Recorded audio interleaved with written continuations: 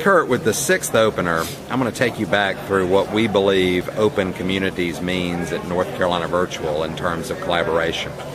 Around about 2000, a lot of K-12 educators got vested in professional learning communities. And these were fairly rigid in terms of tight expectations. They took place in a face-to-face environment. And then several early adopter principals got wise in North Carolina around 2005 and started going to e-learning communities where they would have webinars, or they might have a Google Talk chat, or they might have some ways that people could do short sort of vignettes of discussions. And I think in the last few years with Twitter and other services, we've really moved to personal learning communities. So school districts in North Carolina, and I suspect in the nation, struggle with how to capitalize on collaboration in general. And typically when you mention collaboration, people think it's face-to-face, or it's about people sitting together in a room. But what I really want you to talk about for our viewership is how the web has really seen a rise in social media and collaboration that we're only beginning to realize the value of, and what districts and schools across the world and the nation are doing to leverage it. When I first taught on the web, I had 30% drops. I added social icebreakers to my class, and I had 0 drops. So think about social networking. Think about the groups on the web that are possible today, and what happens in Facebook, and people track what's going on in Facebook, but they have discussions wrapped around it. It's a space, it's a social space. There's a lot of academic stuff happening there, but you could easily add academic, socially interactive events, tasks, and so forth around that Facebook page, a fan page of a class, and a Ning group or whatever. So I think what's happening today is people are becoming aware that students have always socialized. In fact, I did some research with the military. We found 30% of discussions were social in nature, and only 10% were technical, and the rest were cognitive. And the generals were very happy to see 30% was social, because that's what happened in face-to-face. I mean, people walk in the classroom, they're socializing. If you expect people in an online environment to only be doing the task and be done, you're going to have people dropping out like flies.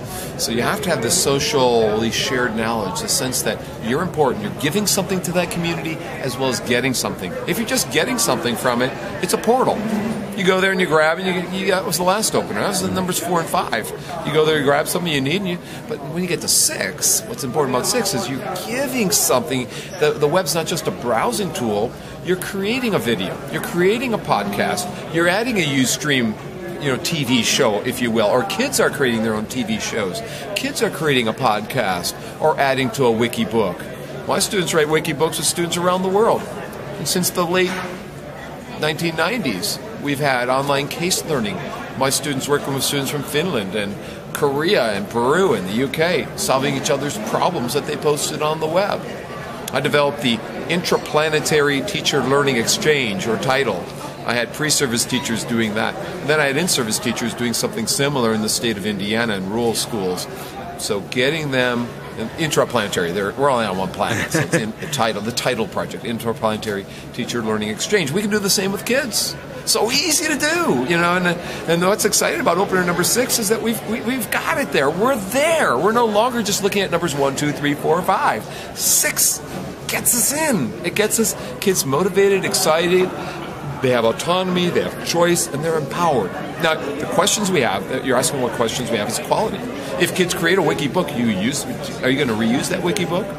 If someone creates a web resource as a team, are we going to ignore it, use it, or how should we use it? I mean, what kind of quality indicators will we place on that? Will we discard it? Will we maintain it? And who will do so if we decide to do that? Or will we reinvent this wiki book on whatever topic it is? Every year, our American history wiki book, every year the same class does it. Or are we going to expand from a previous year? Are we going to, and then delete those things that no longer work? And so these are some questions we now have to raise that we didn't raise before when kids haven't been designers of their own knowledge. Back in the late 80s, I was in a school in Madison where they threw out the high school textbooks, and kids did a hypermedia stacks creating the textbooks. The biggest problem the principal had was keeping the school open on the weekend. I think that's the problem we're going to have with Web 2.0 is kids are going to be so excited. It's just keeping everyone, all the resources we've had in a traditional school setting available to them.